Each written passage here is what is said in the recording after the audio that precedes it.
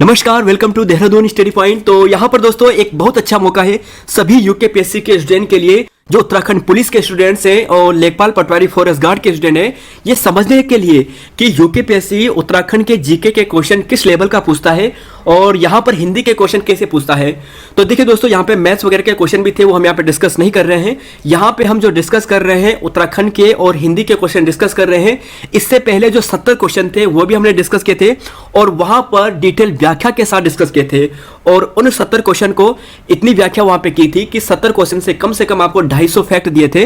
तो अब यहां पर ज्यादा फैक्ट हम डिस्कस नहीं करेंगे क्योंकि काफी ऑलरेडी हो चुके हैं और हम यहां पे कोशिश करेंगे कि संडे को यहां पर इन दोनों जो वीडियो हैं, वैसे 3 वीडियो आ चुके हैं इस पार्ट की, इन्हें कंबाइन कर देंगे और उसके बाद अगर आप रिवीजन के तौर पर उसे देखना चाहोगे तो जरूर देखिएगा। तो शुरुआत करेंगे। देखिए, यूकेपीएससी के स्टूडेंट के लिए है, सभी पुलिस के स्टूडेंट के लिए है और यहां पर बता दें जो हमने क्रैश कोर्स चलाया है, अगर किसी को पीडीएफ वगैरह चाहिए है तो इसके बारे में इसे ध्यान से देख सकता है और पूरी जानकारी हमसे ले सकता है। तो देखिए दोस्तों, यहां पर ये बातें हैं। तो शुरुआत करते हैं क्वेश्चन नंबर 71 से। तो यहां पर है, गढ़वाल के पौड़ शासकों की प्रथम जो राजधानी थी वो किस स्थान पर बनी थी। तो यह प्रश्न है यूकेपीएससी का जो सीएफओ का पेपर था 2022 में पूछा गया था। तो इसका आंसर आप सभी देंगे ऑप्शन नंबर सी यानी चांदपुरगढ़ में। तो गढ़वाल पौड़ शासकों की जो प्रथम राजधानी थी वो चांदपुर थी। तो option number C right answer. Question number 72 देखिए, 1857 की क्रांति में, अगर आपको क्लियर ना दिखा देता है तो एक बार आपके लिए जूम भी कर लूंगा कि 1857 की क्रांति का सर्वाधिक प्रभाव उत्तराखंड के किस शहर पर पड़ा था। अल्मोड़ा, देहरादून, हल्द्वानी, काशीपुर। तो क्वेश्चन नंबर 72 है और अच्छा क्वेश्चन तो उतना नहीं कहेंगे लेकिन फिर भी इसका आंसर देखना है और सर्वाधिक जो प्रभाव पड़ा था वो पड़ा था हल्द्वानी में। तो इसका भी right answer option number C है। और क्वेश्चन नंबर 73 है, देखिए, चमोली जनपद में रैणी गांव निम्न में से किस आंदोलन के लिए प्रसिद्ध था। तो यूकेपीएससी का पेपर है दोस्तों, अगर आपको सरल लग रहा है तो नीचे कमेंट बॉक्स में जरूर बताइएगा कि चमोली जनपद में जो रैणी गांव है निम्न में से किस आंदोलन के लिए प्रसिद्ध था। तो यह भी दोस्तों चिपको आंदोलन के लिए प्रसिद्ध था। और चिपको आंदोलन से भी थोड़ा इन फैक्ट को देख लीजिए कि 1974 में यहां पर चिपको आंदोलन होता है। 1977 में जो चिपको आंदोलन की जो महिलाएं थी उनके द्वारा इस संदर्भ में एक नारा दिया गया था कि क्या है इस जंगल के उपकार, मिट्टी, पानी और बयार, जिंदा रहने का अधिकार। और यहीं पर 1986 की बात करें तो गोरा देवी जी को, जो चिपको आंदोलन की प्रमुख नेता थी, प्रमुख महिलाएं थी, उन्हें वृक्ष मित्र पुरस्कार से सम्मानित किया गया था। क्वेश्चन नंबर 74, उत्तराखंड में वन्य जीव संरक्षण केंद्र की स्थापना की गई है। कालागढ़, रामनगर, ढिकाला, काला डुंगरी। तो कहां पर की गई है। तो यह की गई है कालागढ़ में, option number A. Question number यहां पे 75 देखिए क्वेश्चन टोटल यहाँ पे 90 हैं उत्तराखंड के। तो देखिए उत्तराखंड, उसके बाद हिंदी के क्वेश्चन आएंगे। उत्तराखंड राज्य में नई कृषि नीति जारी की गई थी। तो उत्तराखंड की नई कृषि नीति जारी की गई थी। देखिए यूकेपीएससी के प्रश्न है, यूकेपीएससी कैसे प्रश्न आपको पूछ रहा है, ये यहाँ पे लेवल है। तो देखिए क्वेश्चन नंबर 75, उत्तराखंड राज्य में नई कृषि नीति जारी की गई थी। तो देखिए ये जारी की गई थी, देखिए ये जारी की गई थी। तो जी हाँ दोस्तों, 2011-12 में की गई थी। और यहीं पर बात करें कुछ और नीतियों की, खनन नीति अप्रैल 2001 में, राज्य पर्यटन नीति अप्रैल 2000 यहां पर आपको मिलेगा 1 में। तो यहां पर आप देखोगे देहांती रेयांती का संबंध है। क्वेश्चन नंबर 76 है, देहांती और रेयांती का संबंध है थारू से, जौनसारी से, जाड़ से या फिर भोटिया से। तो देहांती रेयांती का संबंध किस जनजाति से है।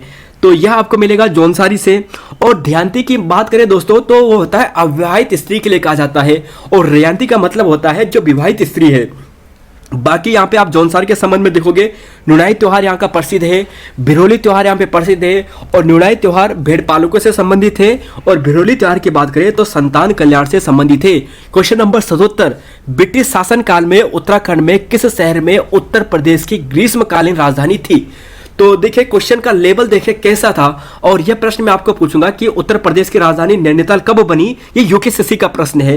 तो यूकेपीएससी एक लेवल थोड़ा आगे पूछता है, यूकेपीएससी एक लेवल पीछे पूछता है। तो देखिए यह राजधानी मिलेगी नैनीताल में, ऑप्शन नंबर सी बिल्कुल सही है।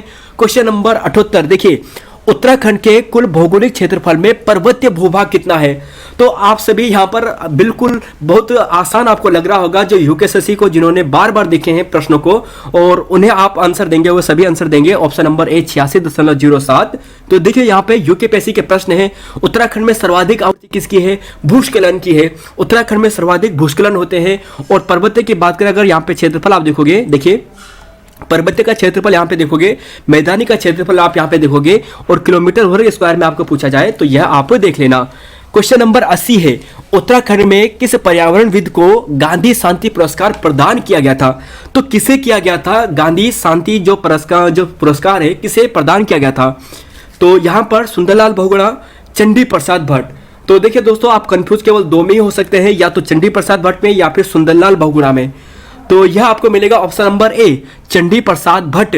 और यहाँ पर आप देखोगे दोस्तों, दसोली ग्राम स्वराज संघ की स्थापना चंडी प्रसाद भट्ट जी के द्वारा, रेमन मैग्सेसे 1982 में और 1986 में पद्मश्री, 2005 में पद्म भूषण और 2013 में यहाँ पे देखोगे गांधी शांति पुरस्कार। क्वेश्चन नंबर 81, 82, 83 और 84। देखिए यह क्वेश्चन थोड़ा अच्छा है, पूछा है यहाँ पे देखिए कि उत्तराखंड के निम्न जनपदों में से सर्वाधिक गरीबी प्रतिशतता किस जनपद में है? तो किस जनपद में सर्वाधिक गरीब प्रतिशतता है? देखिए अल्मोड़ा, चंपावत, यहाँ पे ऑप्शन है आपके पास चमोली या टिहरी गढ़वाल। तो कौन सा इसका सही होगा? तो देखिए इसका आंसर मिलेगा ऑप्शन नंबर बी, यानी चंपावत। तो जी हाँ, चंपावत सबसे गरीब है ऑप्शन के अनुसार, और ये सही है। धौली गंगा विद्युत परियोजना किस नदी पर है? तो देखिए धौली गंगा विद्युत परियोजना धौली नदी पर होगी, किस जनपद में है? तो यह आपको मिलेगा ऑप्शन बी, पिथौरागढ़ में मिलेगा, और इसी नदी पर यहाँ पे आपको मिलेगा सेला उर्थिंग परियोजना। क्वेश्चन नंबर 83, उत्तराखंड सरकार को हाल ही के वर्षों में निम्न में से किस कर के लिए सर्वाधिक राजस्व प्राप्त हो रखा है? तो सर्वाधिक राजस्व प्राप्त कहां से हो रखा है? तो देखिए SGST से, आबकारी शुल्क से, स्टैंप ड्यूटी से या फिर भू राजस्व से। तो कहां से सर्वाधिक राजस्व उत्तराखंड को प्राप्त हुआ है? तो देखिए दोस्तों, यूकेपीएससी का एक पैटर्न है और आपको यहां पर ऐसा पढ़ना है। उत्तराखंड आपने काफी पढ़ लिए होंगे, अच्छे से पढ़ लिए होंगे, हमने अजय रावत बुक कंप्लीट करवाई है, उसे आप जरूर देखिएगा, जो डीप लेवल के प्रश्न आप देखने को मिलेंगे। इसके अलावा यहाँ पे देखिए जो बजट वाले प्रश्न होते हैं 2021-22 या 22-23 का जो बजट है अभी जो आया था कुछ समय पहले, उसे आप जरूर देखना। एक दो क्वेश्चन आयोग वहां से जरूर टपकेगा, यानी वहां से आयोग जरूर पूछेगा, और उत्तराखंड का तो याद करना ही है। इसके अलावा जो भारत का बजट है वो भी जरूर याद करना है। क्वेश्चन नंबर 83, उत्तराखंड सरकार को हाल ही में सर्वाधिक राजस्व प्राप्त हुआ है? तो जी हाँ, ये SGST से प्राप्त हुआ है। स्टेट जो GST होता है, गुड सर्विस टैक्स, वहां से प्राप्त हुआ है। क्वेश्चन नंबर 84, कौन सी जनजाति अपने निवास क्षेत्र से सम्मिलित नहीं है? तो कौन सी जनजाति अपने निवास क्षेत्र से सम्मिलित नहीं है? राजी, भोटिया, जौनसारी, थारू। तो देखिए राजी पिथौरागढ़ में, भोटिया चमोली में, जौनसारी देहरादून में, थारू रुद्रप्रयाग में, और यहीं पर गलत हो गया है थारू रुद्रप्रयाग में, क्योंकि यह आपको मिलेगी उधम सिंह नगर में। क्वेश्चन नंबर 85, 86, 87, उत्तराखंड के टोटल 90 क्वेश्चन यहाँ पे आप देखोगे, यानी 30 क्वेश्चन थे उत्तराखंड के। और यहीं पर बात करें, इसके बाद हिंदी के क्वेश्चन शुरू होंगे। हिंदी के अतिरिक्त उत्तराखंड राज्य की द्वितीय राजभाषा कौन सी है? तो कौन सी है, और आप ये बताइए कि कब घोषित की गई है? आपके लिए एक स्टेप थोड़ा आगे है, आप इसका आंसर दीजिए। आप संस्कृत सभी आंसर देंगे, लेकिन आप यह बताइए कि राजभाषा कब घोषित की गई थी संस्कृत को। तो एक फैक्ट आपके लिए है और इसका आंसर आप दीजिए जरा, कहां इसका आंसर होगा दोस्तों? तो जी हाँ, आप 2010 देंगे तो ऐसा ही होगा। क्वेश्चन नंबर 86, हिमनदों में अलकनंदा नदी का उद्गम स्रोत है? तो यह सरल है, सतोपंथ में आपको मिलेगा। 87, कौन सा महोत्सव विश्व धरोहर में शामिल किया गया है? तो विश्व धरोहर में उत्तराखंड का एक ही यहाँ पे महोत्सव है, और उस महोत्सव का नाम आपको मिलेगा रामायण महोत्सव। इसके अलावा दोस्तों जो यहाँ पे कुंभ मेला है उसे भी शामिल किया गया था, आपको ध्यान होगा, और यूकेपीएससी ऐसा प्रश्न पूछ चुका है। तो रामायण महोत्सव इसका सही है, कुशल सिंह भंडारी द्वारा यहाँ पे घोषित किया गया था। कुशल सिंह भंडारी द्वारा प्रसिद्धि दिलाई गई थी, और 2 अक्टूबर 2009 को इसे घोषित किया गया था। 88 और 90 कौन सा दर्रा पिथौरागढ़ से तिब्बत को जोड़ता है? यूकेपीएससी दर्रे से संबंधित एक प्रश्न जरूर पूछता है। तो हमने जो मैप वाली क्लास दी है दर्रे वाली, उसे जरूर देखिएगा वीडियो के यहाँ पे। आपको अगर ज्योग्राफी वाले पार्ट में जाओगे प्लेलिस्ट में, वहां पे आपको मिल जाएगा कौन सा दर्रा पिथौरागढ़ से तिब्बत को जोड़ता है। तो कौन सा है? तो जी हाँ दोस्तों, थांगला की बात करें तो उत्तरकाशी और किसके बीच में है? उत्तरकाशी और तिब्बत के बीच में है। तो लिपुलेख यहाँ पर बिल्कुल सही आंसर है। क्वेश्चन नंबर 89, वीर चंद्र सिंह गढ़वाली योजना किस क्षेत्र से संबंधित है? वीर चंद्र सिंह गढ़वाली जो योजना है वो किस क्षेत्र से संबंधित है, किस क्षेत्र में प्रारंभ की गई है? तो यह की गई है पर्यटन से। और कब की गई है जरा बताइए इसका आंसर, कब की गई है? तो देखिए दोस्तों, कब की बात करें तो यह आपको मिलेगा 1 जून 2002 को, 1 जून 2002 को की गई है। क्वेश्चन नंबर 90, गोरखों ने कुमाऊं अल्मोड़ा पर किस वर्ष विजय प्राप्त की थी? तो यूकेपीएससी का लेवल है दोस्तों उत्तराखंड का ये, यहां पर आपको मिलेगा इसका right answer option number B 1790। तो जी हाँ दोस्तों, यहाँ पे 1790 है। और एक फैक्ट मैं आपको बताता हूं, देखिए यहां पर यूकेपीएससी ने आपको ऐसे प्रश्न पूछे हैं, इसका मतलब दोस्तों ये बिल्कुल नहीं है आगे यूकेपीएससी आपको ऐसे ही प्रश्न पूछेगा, लेवल नहीं बढ़ाएगा। लेवल यूकेपीएससी जरूर बढ़ा सकता है। इसका रीजन ये है कि अभी तक यूकेपीएससी क्या करता था कि उसके दो पेपर होते थे, एक तो प्री हो गया, एक मेंस होता था, है ना। तो ये प्री वाला था, यानी दूसरा एग्जाम होना बाकी होता था। तो आधे से ज्यादा जो स्टूडेंट्स होते थे वो आराम से यहाँ पर जो सेकंड पेपर है, जो मेंस वाला पेपर है, वहां पहुंच सकते थे।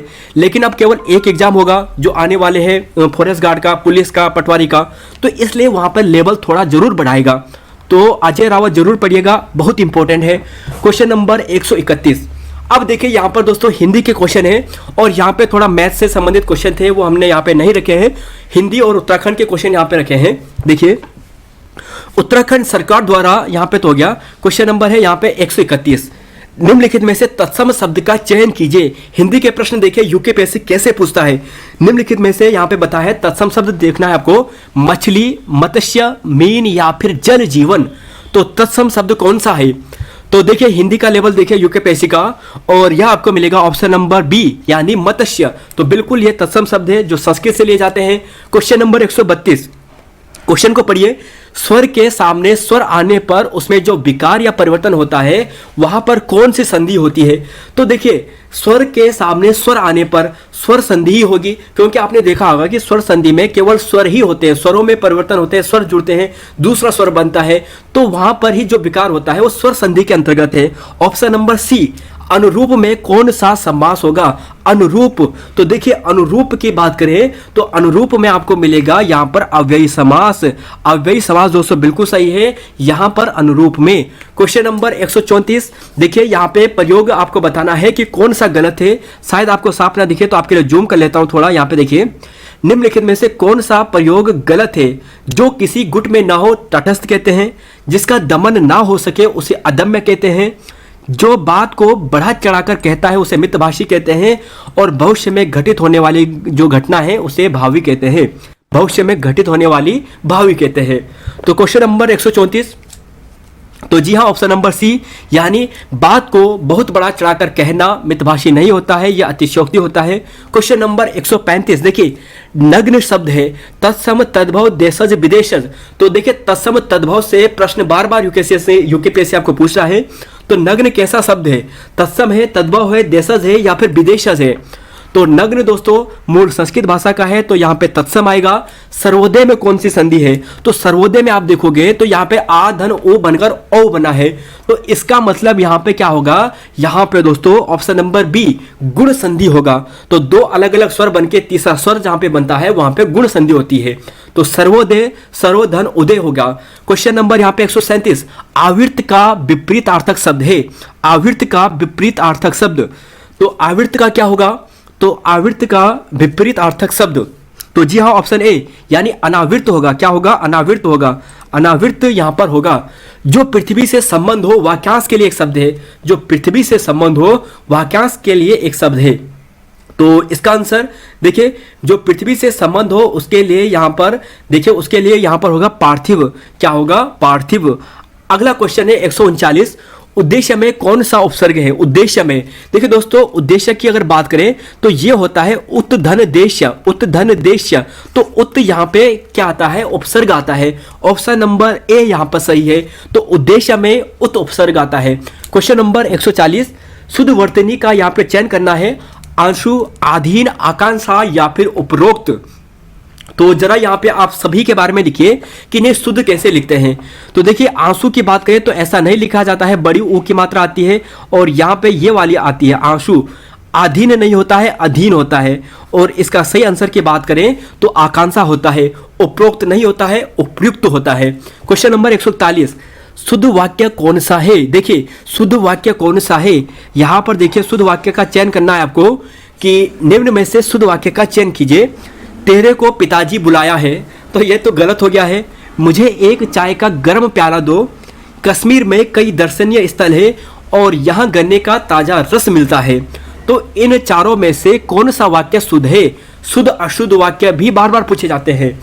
तो देखिए कौन सा शुद्ध होगा क्वेश्चन नंबर 141 का। तो जी हाँ दोस्तों, अगर यहाँ पर बात करें तो ये मिलेगा ऑप्शन नंबर डी, यानी ऑप्शन नंबर डी, यहाँ पर गन्ने का ताजा रस मिलता है। देखिए जहाँ पर दर्शनीय है और यहाँ पर देखनीय है, दोनों एक जैसे अर्थ है, समानार्थी शब्द कभी भी एक साथ यूज नहीं होंगे। यहाँ पर कर्मों का सही प्रयोग नहीं हुआ है और तेरे को पिताजी बुलाया है, ये तो एकदम गलत हो चुका है। क्वेश्चन नंबर 142, सुमुखी शब्द में कौन सा समास है? सुमुखी जो शब्द है उसमें समास कौन सा है? द्वंद्व, बहुव्रीहि, अव्ययी या फिर बहु तत्पुरुष समास? सुमुखी शब्द में कौन सा समास है? तो द्वंद्व, बहुव्रीहि, अव्ययी या फिर तत्पुरुष। तो यह होगा दोस्तों बहुव्रीहि समास है। सुमुखी, सुंदरमुखी या सुंदर मुख वाली, इससे संदर्भ होता है किसी महिला के लिए, यहाँ पे प्रयोग होता है और यह बहुव्रीहि समास है। बहुव्रीहि यहाँ पर कहीं पर अगर बहुव्रीहि ऑप्शन में ना हो तो कर्मधारय भी इसका कभी बार आंसर हो जाता है। क्वेश्चन नंबर 143, आकाश कुसुम होना का मतलब क्या होता है? आकाश कुसुम होगा, देखिए आकाश कुसुम होगा, देखिए आकाश कुसुम होगा का मतलब कठिन प्रयास, तारों की तरह चमकना, अनहोनी बात या फिर असंभव कार्य करना। क्वेश्चन नंबर 143, तो देखिए इसका आंसर मिलेगा ऑप्शन नंबर ए, असंभव कार्य करना। आकाश कुसुम होना, तो आकाश कुसुम का मतलब होता है असंभव कार्य करना जो पॉसिबल ही ना हो। आकाश कुसुम होना जो कार्य पॉसिबल ही ना हो उसे कहते हैं। नेकी कर दरिया में डाल, इसका अर्थ क्या होता है? तो इसका अर्थ क्या होता है? जी हाँ दोस्तों, इसका अर्थ यहाँ पे ये होगा कि आप अच्छे काम करते जाओ और उसका प्रचार प्रसार नहीं करो। अच्छे कार्य का अच्छा परिणाम नहीं होता है तो गलत होगा, ऑप्शन नंबर बी ही इसका सही होगा। जंगम शब्द का पर्यायवाची, जंगम शब्द का विपर्याय है, तो जंगम का विपर्याय क्या होगा? तो देखिए दोस्तों, जंगम का विपर्याय आपको पूछा है तो क्या होगा बताइए। तो देखिए जंगम का विपर्याय आपको क्या मिलेगा? तो ये मिलेगा आपको ऑप्शन नंबर डी। जी हाँ दोस्तों, स्थावर आपको मिलेगा और जो युगों से हो रहा है उसे सनातन कहेंगे। अगला क्वेश्चन है 47, 48, 49 और 50। ये लास्ट क्वेश्चन यहाँ पे देखिए हिंदी के, तो 20 क्वेश्चन के आसपास यहाँ पे हिंदी के थे, 20-30 के आसपास उत्तराखंड के थे। तो यहाँ पर यह है, सगुण का अर्थ पलटने से कौन सा उपसर्ग को जोड़ा जाएगा? आ, निर, नी या फिर अव। तो 147 आपको पूछा है। तो देखिए 147 की बात करें तो यहाँ पर सगुण तो निर्गुण होता है, तो निर यहाँ पे होगा। बहुत बड़ा चढ़ाकर कहना क्या होता है? बहुत बड़ा चढ़ाकर कहना, तो वो होता है अत्युक्ति, ऑप्शन ए। और शुद्ध शब्द की बात करें तो यह होगा इंद्रिया। और 150 आपको पूछा है कि कौन सा वाक्य सही है? उन्हें मृत्युदंड मिला है, उन्हें मृत्युदंड की सजा मिली है, उन्हें सजा में मृत्युदंड मिला है और उन्हें मृत्युदंड में सजा मिली है। तो यहाँ पर क्या होगा? तो क्वेश्चन नंबर 150 और इसका आंसर दीजिए जरा, क्या हो सकता है 150 का, सोचिए।